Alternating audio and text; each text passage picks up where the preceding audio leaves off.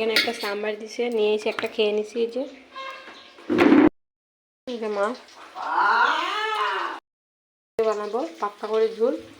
আমার মেয়ের লাগে এখানে পাস্তা রেডি করলাম, আজকে পাস্তা দেবো মেয়েরে।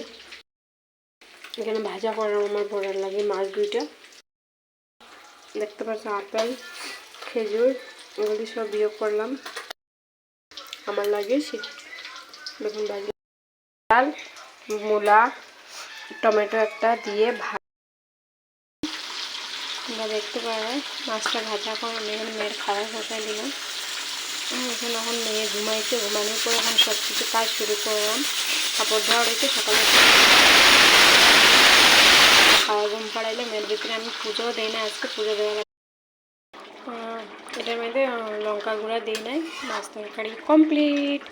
এখানে একটা বেদানা আছে, এটা চুলাবো। আমি শসা খাইছি।